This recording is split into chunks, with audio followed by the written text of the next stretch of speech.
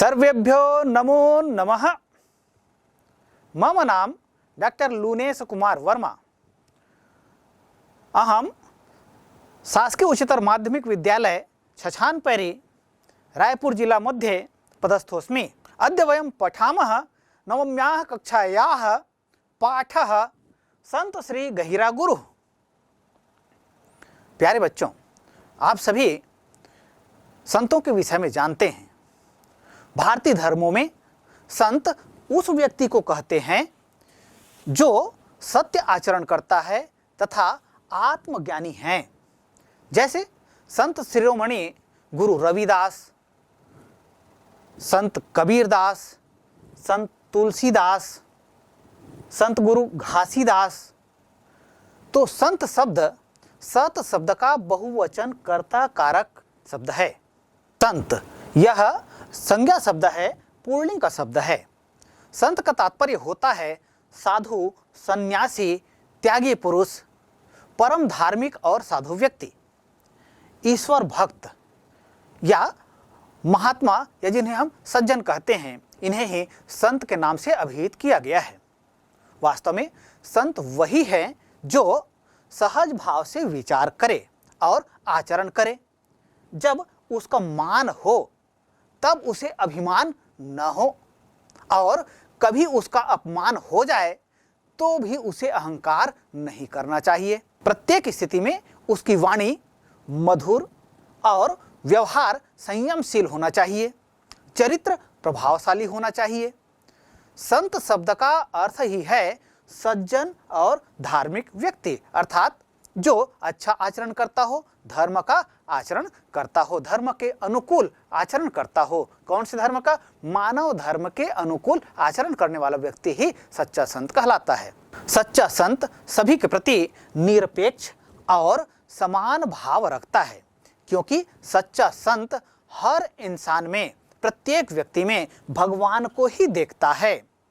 उसकी नज़र में प्रत्येक व्यक्ति में ईश्वर का वास होता है, इसलिए उस पर किसी भी तरह के व्यवहार का कोई प्रभाव नहीं पड़ता है। सच्चा संत वही है जिसने अपनी इंद्रियों पर नियंत्रण प्राप्त कर लिया हो और वह हर तरह की कामना से मुक्त हो। ईश्वर के उद्देश्यों और भावनाओं से जुड़ा हुआ संत ही सच्चा संत है। कहा गया है कि साधु ऐसा चाहिए जो हरि की तरह ही हो। एक बार भगवान जंगल से गुजर रहे थे तो वहां उन्हें एक संत मिले। भगवान ने उनसे कहा कि जाओ तुम दूसरों की भलाई करो। संत ने बहुत ही विनम्रता पूर्वक कहा, यह मेरे लिए बहुत कठिन कार्य है, क्योंकि मैंने आज तक किसी को दूसरा समझा ही नहीं है, फिर मैं दूसरों का कल्याण कैसे करूंगा। भगवान संत से प्रभावित हुए, प्रसन्न हुए और बोले, आपकी छाया जिस पर पड़ेगी उसका कल्याण होगा। तो संत ने कहा, हे देव, मुझ पर एक और कृपा करें। मेरे कारण किस किस की भलाई हो रही है इसका पता मुझे न चले। क्यों? क्योंकि यदि मुझे यह पता चलेगा कि मेरे कारण से किस किस की भलाई हो रहा है तो इससे मुझ में अहंकार उत्पन्न हो जाएगा और यह अहंकार फिर मुझे पतन के मार्ग पर ले जाएगा। संत के इन वचनों को सुनकर भगवान अभिभूत हुए, प्रसन्न हुए। तो परोपकार करने वाले सच्चे संत के विचार इसी प्रकार के होते हैं। केवल वस्त्र पहनने और हिमालय पर चले जाने मात्र से ही कोई व्यक्ति साधु नहीं हो जाता है। अर्थात जो साधु होता है उसकी पहचान उसके वस्त्रों से हो, ये आवश्यक नहीं है। अर्थात वस्त्रों से यदि कोई व्यक्ति साधु जैसा दिखता है लेकिन वास्तव में वह साधु है, ऐसा नहीं है। साधु वो होगा जिसका आचरण अच्छा हो, सच्चरित्र हो। और संत जो हैं उनका कार्य है मानवता के लिए समर्पित होकर सबके विकास को गति देना। कहा गया है कि संत की पहचान इस बात में नहीं है कि उसे शास्त्रों का कितना अधिक ज्ञान है, बल्कि उसके द्वारा लोक हित में किए गए कार्य ही उसे सच्चा संत बनाते हैं। सच्चे संत का इस संसार में बड़ा महत्व है। आप सभी जानते ही हैं, संतों के जीवन से हम परिचित भी हैं। संतों के जीवन से हम आचरण की शिक्षा प्राप्त करते हैं और अपने आचरण को सभ्य और संस्कारित बनाते हैं। तो प्यारे बच्चों, आज हम पाठ पढ़ रहे हैं संत श्री गहिरा गुरु। तो आप जानते हैं संत श्री गहिरा गुरु जो हैं ये हमारे छत्तीसगढ़ के संत हैं। तो छत्तीसगढ़ के विषय में भी आप बहुत सारी जानकारियां रखते हैं। छत्तीसगढ़ आज हम जिसको कह रहे हैं, इसका प्राचीन नाम दक्षिण कोसल था, जो छत्तीसगढ़ों को अपने में समाहित रखने के कारण ही कालांतर में छत्तीसगढ़ के नाम से विख्यात हुआ। ठीक वैसे ही जैसे मगध जो बौद्ध विहारों के लिए बहुत प्रसिद्ध है, तो उन विहारों के कारण से ही मगध जो है आज बिहार के नाम से जाना जाता है। छत्तीसगढ़ में मेघवंश, बाणवंश, राजर्षि तुल्यकुल, पर्वद्वारक वंश, नलवंश, सरभपुरी वंश, पांडुवंश, सोमवंश, काकतीय वंश, वाकाटक वंश और मैकल राजवंशों ने भी लंबे समय तक यहाँ शासन किया है। कलचुरी शासन काल में गढ़ एक महत्वपूर्ण इकाई हुआ करती थी। जब हम बात छत्तीसगढ़ की करते हैं तो छत्तीसगढ़ का अस्तित्व आज से नहीं अपितु आदिकाल से है। जब हम कहते हैं आदिकाल की बात करते हैं तो आदिकाल की जानकारी हमें प्रायः वैदिक काल से मिलती है। तो छत्तीसगढ़ का अस्तित्व वैदिक और पौराणिक काल से ही विभिन्न संस्कृतियों के विकास में रहा है। तो इसका उल्लेख प्राचीन ग्रंथों जैसे रामायण और महाभारत जैसे ग्रंथों में भी इसका उल्लेख है। आप सभी चंदखुरी का नाम जरूर सुना है।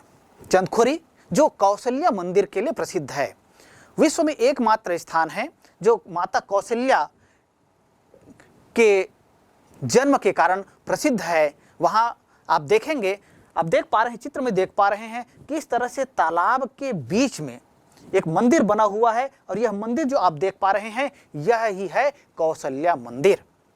तो प्यारे बच्चों, आप जानते हैं यहाँ कौशल्या मंदिर यह हम जो देख रहे हैं ये वास्तव में ये दक्षिण कोसल के नाम से जाना जाता था, और दक्षिण कोसल के जो राजा थे और उनकी जो पुत्री थी वो कौशल्या के नाम से विख्यात हुई, जो कालांतर में राजा दशरथ की पत्नी बनी और राम की माता हुई।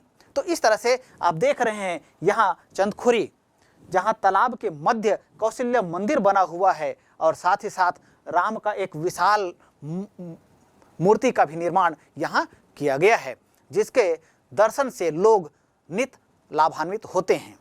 प्राचीन काल में दक्षिण कोसल का विस्तार पश्चिम में त्रिपुरी से लेकर पूर्व में उड़ीसा के संबलपुर और कालाहंडी तक था।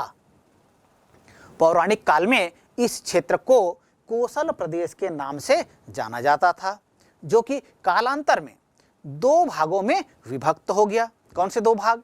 एक भाग कहलाया उत्तर कौसल और दूसरा भाग कहलाया दक्षिण कौसल।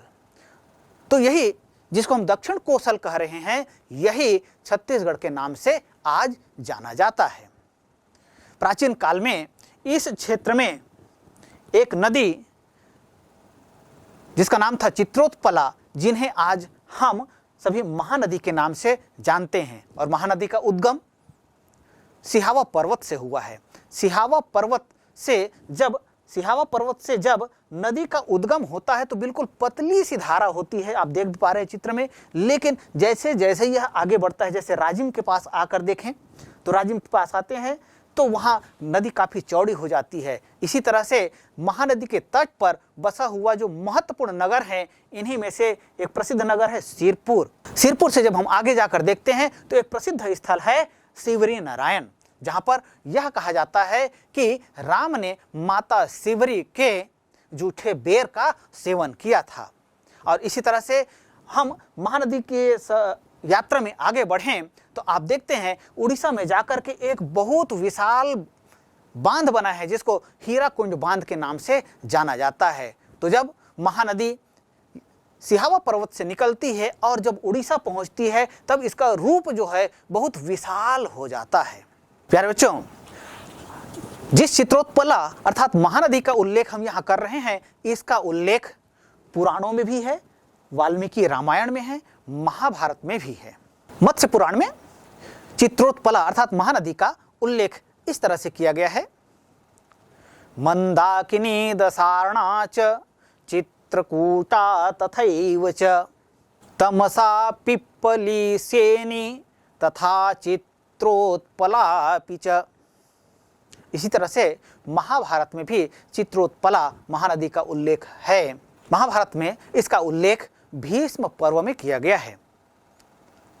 चित्रोत्पला चित्ररथाम मंजुलाम वाहिनी तथा मंदाकिनीम वैतरणीम कोसाम चापि महानदीम। ऐसे ही ब्रह्म पुराण में चित्रोत्पला का वर्णन करते हुए कहा गया है, चित्रोत्पला वेत्रवपि करमोदा पिशाचिका तथान्याति लघुश्रोणी विपाया सेवला नदी। तो इस तरह से विभिन्न पुराणों में इसका उल्लेख है, महाभारत में उल्लेख है। इसी तरह से वाल्मीकि रामायण में स्पष्ट रूप से यह उल्लेख किया गया है कि इस क्षेत्र में स्थित सिहावा पर्वत के आश्रम में निवास करने वाले श्रृंगी ऋषि ने ही अयोध्या में राजा दशरथ के यहाँ पुत्रेष्टि यज्ञ किया था। जब राम को 14 वर्ष का वनवास हुआ था तब वे अपने वनवास की अवधि में दंडकारण्य आए थे, और दंडकारण्य यही छत्तीसगढ़ का जिसको हम आज बस्तर कहते हैं वह क्षेत्र जो है दंडकारण्य के नाम से जाना जाता है। तो दंडकारण्य वनाच्छादित प्रांत था। उस काल में यह भारतीय संस्कृति के प्रचार का केंद्र था। आप देख पा रहे हैं बस्तर दंडकारण्य जिसको कहा गया है, किस तरह से घने वन हैं, कैसे लंबे लंबे वृक्ष यहाँ हैं।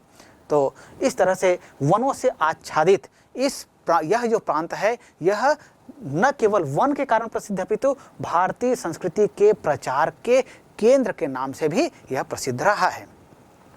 यहाँ के एकांत में ऋषि मुनि आश्रम बनाकर रहते और तपस्या करते थे। इन्हीं ऋषियों में वाल्मीकि, अत्रि, अगस्त्य, सुतीक्ष्ण जैसे ऋषि मुनि प्रसिद्ध हैं। तो ये हो गए प्राचीन काल की बातें। यदि मध्यकाल में आते हैं तो बौद्ध एवं जैन रचनाओं में भी छत्तीसगढ़ को कोसल के नाम से अभिहित किया गया है। यदि हम इतिहास की बात करें तो छत्तीसगढ़ के इतिहास को विभिन्न साहित्यकारों ने अलग अलग तरह से विभाजित करने का प्रयास किया है, लेकिन जो प्रसिद्ध है वो छत्तीसगढ़ी गाथा युग कहा जाता है, अर्थात आदिकालीन युग कहा जाता है। यह सन 1000 से 1500 तक का समय जो है यह छत्तीसगढ़ी गाथा युग के नाम से जाना जाता है।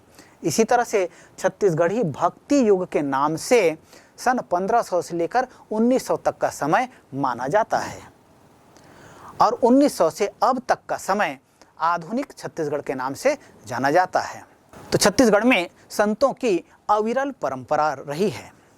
छत्तीसगढ़ में कबीर पंथ के संस्थापक धनी धर्मदास का जन्म 1416 ईस्वी में हुआ था।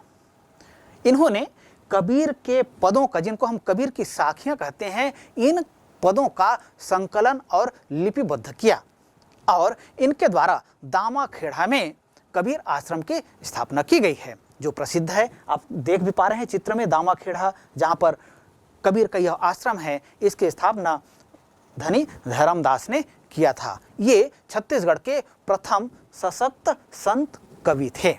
संतों की प्रवृत्ति होती है, वे एक स्थान पर टिकते नहीं हैं, वे घूमते रहते हैं, विचरण करते रहते हैं। तो ऐसे ही विचरण करने वाले और छत्तीसगढ़ में आकर रहने वाले, आश्रम की स्थापना करने वाले महाप्रभु वल्लभाचार्य को कौन नहीं जानता है, अर्थात इनको सभी जानते हैं। विशेषकर महाराष्ट्र और गुजरात में इनके जो भक्त हैं, इनके अनुयायी हैं, उनकी बहुत अधिक संख्या है। वे सभी इनके द्वारा स्थापित चंपारण में जो मंदिर है उसको देखने के लिए ये आते हैं। पुष्टि मार्ग के संस्थापक वल्लभाचार्य का जन्म 1479 में जयपुर के चंपारण्य में हुआ था। तो महाप्रभु वल्लभाचार्य ने राजिम के निकट चंपारण में आश्रम का स्थापना किया और उस आश्रम में आप जाकर देखें तो वहाँ अनेक मंदिर हैं और वहाँ नित्य सायं समय नदी तट पर आरती का आयोजन होता है। महाप्रभु वल्लभाचार्य ने भक्ति चिंतामणि की रचना की थी। जब हम संतों की बात कर रहे हैं, इन्हीं संतों में बलभद्र दास को दूधाधारी महाराज के नाम से भी जाना जाता है। इन्हों दूधाधारी महाराज इसलिए कहा जाता था क्योंकि ये दूध का ही आहार ग्रहण करते थे, फल या अन्न का सेवन नहीं करते थे, केवल दूध का ही आहार ग्रहण करते थे। इस कारण से बलभद्र महाराज को दूधाधारी महाराज के नाम से भी जाना जाता है। और इनके द्वारा दूधाधारी मठ आप देख भी पा रहे हैं चित्र में, यह रायपुर में है यहाँ और श्वेत रंग का है। तो इसकी स्थापना बलभद्र दास ने किया था। बलभद्र दास का जन्म अर्थात दूधाधारी महाराज का जन्म 1524 ईस्वी में हुआ और रायपुर में इनके नाम से सन 1610 में आप चित्र में देख पा रहे हैं दूधाधारी मठ। इस मठ की स्थापना 1610 में दूधाधारी महाराज अर्थात बलभद्र दास महाराज के नाम पर किया गया है। छत्तीसगढ़ के अत्यंत पिछड़े हुए लोगों को नई दिशा देने में संत गुरु घासीदास का महत्वपूर्ण स्थान है। संत गुरु घासीदास का जन्म 1756 ईस्वी में हुआ और संत गुरु घासीदास ने सनातन धर्म के संस्थापना की। तो संत श्री गुरु घासीदास का जन्म 18 दिसंबर 1756 को हुआ था और इन्होंने सतनाम पंथ की स्थापना 1820 में किया था। इनके अनुयायी सतनाम पंथ को मानते हैं और आप देखते हैं कि स्थान स्थान पर ये जैत खाम की स्थापना करते हैं और उनमें श्वेत ध्वज को ये फहराते हैं। तो इन्होंने अपना अंतिम उपदेश जांजगीर चांपा जिले के दल्हापुड़ी नामक स्थान में दिया था। तो घासीदास के अनुयायी इनको गुरु की तरह पूजते हैं। अब आगे बढ़ते हैं। संतों की अविरल परंपरा में स्वामी आत्मानंद रायपुर में रामकृष्ण आश्रम के संस्थापक आत्मानंद का जन्म 1929 को रायपुर के बरबंदा नामक गांव में जो मांझर के पास है यहाँ हुआ था और इन्होंने स्त्री शिक्षा के लिए विश्वास नामक संस्था की स्थापना की थी और विवेक ज्योति पत्रिका का प्रकाशन किया। आप देख पा रहे हैं कि इन्होंने जिन आश्रमों की स्थापना की उनमें रायपुर का विवेकानंद आश्रम तो है ही, साथ ही साथ तो नारायणपुर में भी इन्होंने विवेकानंद आश्रम के नाम से आश्रम की स्थापना की है और यहाँ न केवल शिक्षा की व्यवस्था की जाती है अपितु विभिन्न गतिविधियां यहाँ संचालित होती है। जैसे चिकित्सा की सुविधाएं यहाँ हैं, विपणन की सुविधाएं हैं, शिक्षण और प्रशिक्षण की सुविधाएं हैं जिससे छात्र लाभान्वित होते हैं और साथ ही साथ यहाँ पर छात्रावास की भी व्यवस्था है। इससे दूरस्थ क्षेत्रों के बच्चे यहाँ आते हैं, रहते हैं, रह करके अध्ययन करते हैं और वे जीवन के विभिन्न कौशलों को सीख करके अपना जीवन सार्थक करते हैं। प्यारे बच्चों, आज हम जिस पाठ को पढ़ने जा रहे हैं, पाठ का नाम है संत श्री गहिरा गुरु। तो गहिरा गुरु का जन्म 1905 को हुआ। ये संत थे, साथ ही साथ समाज सुधारक थे। इन्होंने छत्तीसगढ़ के सरगुजा जिले के आसपास के वनवासी क्षेत्रों में रहकर कार्य किया। सन 1943 में उन्होंने सनातन धर्म संत समाज की स्थापना किया। इनका मूल नाम रामेश्वर था। वे उत्तरी छत्तीसगढ़ में, देखिए यदि हम छत्तीसगढ़ को बात करें तो छत्तीसगढ़ को अलग अलग हिस्से में बांट सकते हैं। तो उत्तरी छत्तीसगढ़ अर्थात सरगुजा क्षेत्र में सामाजिक चेतना के ये अग्रदूत थे। उन्होंने उत्तरी छत्तीसगढ़ के अविभाजित सरगुजा, जसपुर, कोरिया, रायगढ़, ये विभिन्न जिले आपको दिखाई दे रहे हैं, के साथ साथ जो पड़ोसी राज्य हैं, पड़ोसी प्रदेश हैं, जैसे झारखंड, उत्तर प्रदेश से लगे हुए क्षेत्रों में रहने वाले आदिवासियों के साथ साथ अन्य समाज के लोगों में भी सामाजिक चेतना और जागरूकता का प्रसार करने में अपनी महत्वपूर्ण भूमिका का निर्वहन किया। गहिरा गुरु का जन्म 1905 में रायगढ़ जिले के लैलुंगा नामक स्थान से लगभग 15 किलोमीटर दूर उड़ीसा से लगे हुए ग्राम गहिरा, जो सघन वनाच्छादित क्षेत्र है, तो इस क्षेत्र इसमें जो दुर्गम और पर्वतीय क्षेत्र है, यहाँ इनका जन्म हुआ। इनके पिता बुड़की कंवर और माता सुमित्रा देवी थीं। तो गहिरा गुरु जंगल में दूर एकांत में बैठकर चिंतन मनन किया करते थे। उन्होंने लोगों को प्रतिदिन स्नान करने, घर में तुलसी का पौधा लगाने, उसको पानी देने, श्वेत वस्त्र पहनने, साथ साथ गांजा, मांसाहार एवं शराब को छोड़ने, गो सेवा करने, खेती करने और रात में सामूहिक नृत्य के साथ साथ रामचरितमानस की चौपाई गाने के लिए प्रेरित किया। इन कार्यों में प्रारंभ में अनेक कठिनाइयां आईं, पर धीरे धीरे लोग उनकी बात मानते गए, लोग उनसे प्रभावित होते गए, उनसे जुड़ते गए और फिर वे गहिरा गुरु जी के नाम से उन्हें संबोधित करने लगे। तो गहिरा गुरु प्रायः एक वाक्य बोलते थे जिनको उनके अनुयायियों ने सूत्र वाक्य के रूप में ग्रहण किया। वे कहते थे, चोरी दारी हत्या मिथ्या त्यागें, सत्य अहिंसा दया क्षमा धारें। अब तो इस तरह से जब एक सूत्र मिल गया और इसके माध्यम से लोगों को बल मिला और उनके अनुयायियों की संख्या क्रमशः बढ़ने लगी। उनके द्वारा गांव में स्थापित धान मेला से ग्रामीणों को आवश्यकता पड़ने पर पैसा, अन्न तथा बीज मिलने लगा। इससे बाहरी सहायता के बिना सबकी आर्थिक स्थिति में सुधार हुआ। उन्होंने सनातन संत समाज बनाकर लाखों लोगों को जोड़ा। देखिए, जितने लोग उनसे जुड़ते गए, जानते थे कि समाज कल्याण के लिए गहिरा गुरु कार्य कर रहे हैं, तो वे दिल खोल करके दान करते थे। तो उन दान के जो पैसे होते थे या अनाज होता था, इससे वे जन कल्याण में लगाते थे। साथ ही साथ उन्होंने समाज में शिक्षा के प्रसार का बीड़ा उठाया, क्योंकि संत गहिरा गुरु मानते थे समाज का यदि उत्थान करना है, लोगों की दशा यदि सुधारनी है, तो शिक्षा ही प्रमुख साधन है। शिक्षा ही एक ऐसा माध्यम है जिसके माध्यम से लोगों को संस्कारित किया जा सकता है, उनकी सामाजिक आर्थिक स्थिति को उन्नत बनाया जा सकता है। तो शिक्षा के प्रसार हेतु उन्होंने कई विद्यालय एवं छात्रावास खोले। उनमें संस्कृत शिक्षा की विशेष व्यवस्था रहती थी, अर्थात संस्कृत शिक्षा पर वे विशेष रूप से बल देते थे।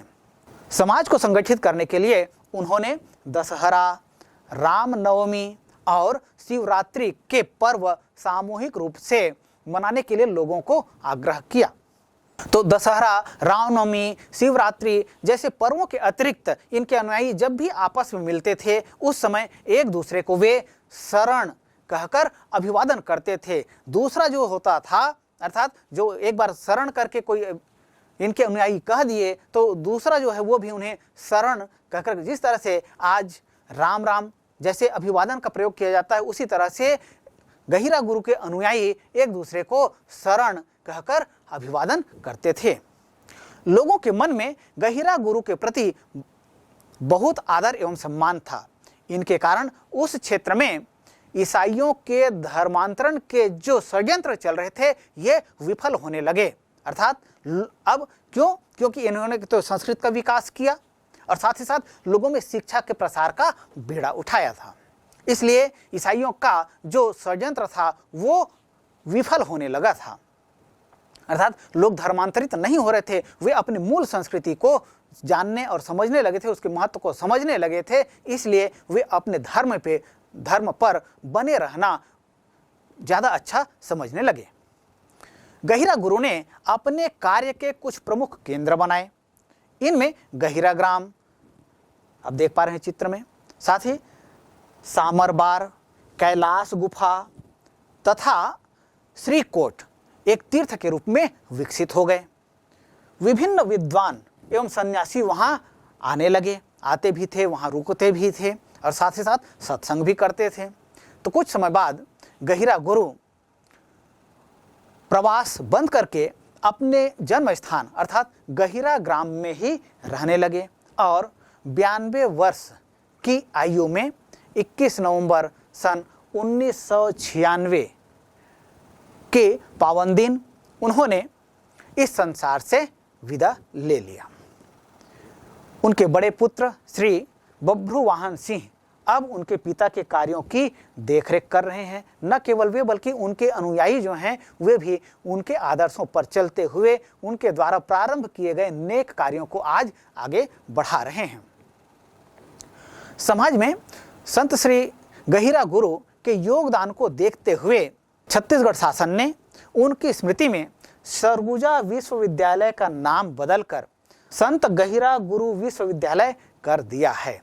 आप चित्र में देख भी पा रहे हैं कितना विशाल यह सरगुजा विश्वविद्यालय दिख रहा है, जो आज संत गहिरा गुरु विश्वविद्यालय के नाम से प्रसिद्ध है और संचालित हो रहा है। यहाँ विभिन्न स्थानों से, वनांचल से या अन्य प्रांतों से भी बच्चे आकर के अध्ययन कर रहे हैं और अपना जीवन सफल बना पा रहे हैं।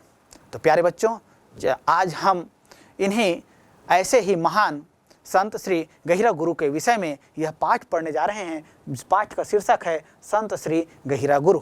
तो आइए सबसे पहले इस पाठ को हम सुनते हैं। षष्ठः पाठः संत श्री गहिरा गुरु।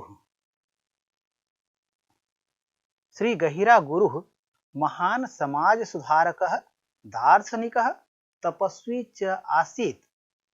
तस्य जन्म 5+19 ख्रीस्ताब्दे रायगढ़ मंडलांतर्गते गहिरा ग्रामे अभवत्।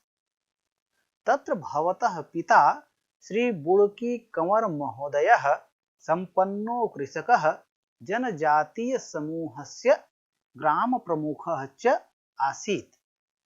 मातुर्नाम श्रीमती सुमित्रा देवी आसीत्। गहिरा गुरोः वास्तविकं नाम श्री रामेश्वर कंवरः आसीत्। अन्येषां बालकानां सदृशः तस्य बाल्यकालः प्रकृत्याः सान्निध्ये व्यतीतः। किशोरावस्थायां रामेश्वर कंवरः गंभीर प्रवृत्तिं प्राप्तवान्। जनजातीय समूहस्य दूरवस्थां विलोक्य सः भृशं दुखी आसीत्। तत्र भवान् तान् आत्मनिर्भरकरणार्थं भगीरथं प्रयत्नं कृतवान्। एकदा रामेश्वर कंवरः टीपाझरण नाम्नि स्थाने 8 दिनात्मकम् अहर्निशं साधनां करोत्। सः जनान् उपदिशति स्म। गहिरा ग्रामे सः शिव मन्दिरस्य निर्माणमपि कृतवान्। मन्दिरस्य प्राङ्गणे च प्रतिदिनं कीर्तनं करोति स्म। सः रात्रौ भगवत् चिन्तनं कुर्वन् वने इतस्ततश्च भ्रमति स्म। यदा कदा सः समाधिमपि अधिगच्छति स्म। शनैः शनैः तस्य सम्बोधनं गहिरा गुरुः अभवत्। सः जनजातीय समूहस्य नेतृत्वम् अकरोत्। स्वभावतः जनेषु लोकप्रियः अभवत्। गृहस्थ जीवनं व्यतीतं कुर्वन् गहिरा गुरुः लोककल्याणे अनवरतं संलग्नः जातः। अनेकेषु स्थानेषु तेन शिक्षा संस्थानानि संस्थापितानि। तेषु संस्कृत पाठशालाः, आश्रमविद्यालयाः, महाविद्यालयाः च सन्ति। जीवने शिक्षायाः महत्त्वं निर्विवादम्। तस्मात् कारणात् कालान्तरे सः वंचित समुदायस्य छात्रेभ्यः अनेकान् छात्रावासान् चापि प्रारभयामास। बहवः जनाः संस्थाश्च तस्य कल्याणकारी कार्यक्रमेषु सहयोगं दत्तवन्तः। तदनन्तरं शासकीयानुदानेन तानि शिक्षासंस्थानानि गतिं प्राप्तानि। निजसमुदायस्य विकासाय 43,19 ख्रीस्ताब्दे सः गहिरा ग्रामे सनातन संत समाज नाम संस्थां स्थापयत्। सः वाञ्छति स्म यत् जनाः वैयक्तिकं महत्त्वं विहाय संगठने योजयेयुः। गुरुमहोदयस्य शिक्षायाः सारः अस्ति सत्यं, शान्तिः, दया, क्षमा च। ततः सः सात्विक जीवनयापनाय उपदेशं दत्तवान्। जनान् स्वच्छतायाः महत्त्वम् अवबोधयत्। तस्य व्यक्तित्वे ईदृशम् आकर्षणमासीत् यत् जनाः सहजैव प्रभाविताः सञ्जाताः। उत्तरोत्तरम् अनुयायिनाम् अभिवर्धनम् अभवत्। गहिरा गुरोः ते अनुयायिनः ग्रामे ग्रामे भ्रमन् तस्य विचारस्य प्रसारं च कृतवन्तः। 47,19 ख्रीस्ताब्दे भारतस्य स्वतन्त्रतायाः समये यदा नौवाखली स्थाने भीषणोपद्रवः अभवत् तदा गहिरा गुरुः गान्धी महोदयेन सह जनान् शान्तिव्यवस्थायै न्यवेदयत्। समाजसेवायां तस्य उल्लेखनीय योगदानं नूनं पुरस्करणीयम्। 87,19 ख्रीस्ताब्दे सः इंदिरा गांधी राष्ट्रीय समाज सेवा इति पुरस्कारेण सम्मानितः जातः। नवंबर मासे 21 दिनाङ्के 93,19 ख्रीस्ताब्दे गहिरा गुरोः देहावसानमभवत्। मरणोपरान्ते गुरुमहोदयः मध्यप्रदेश शासनेन बिरसा मुंडा आदिवासी सेवा इत्यनेन पुरस्कारेण सम्मानितः जातः। तत्पश्चात् शहीद वीर नारायण सिंह पुरस्कारं च लब्धवान्। तस्य स्मृतौ छत्तीसगढ़ शासनेन गहिरा गुरु पर्यावरणं पुरस्कारम् उद्घोषितम्। तथ्यमिदमस्ति यत् जनानां प्रेम स्नेहं च गहिरा गुरवे वास्तविकः पुरस्कारः वर्तते। अद्यापि जनाः तम् आदरपूर्वकं स्मरन्ति।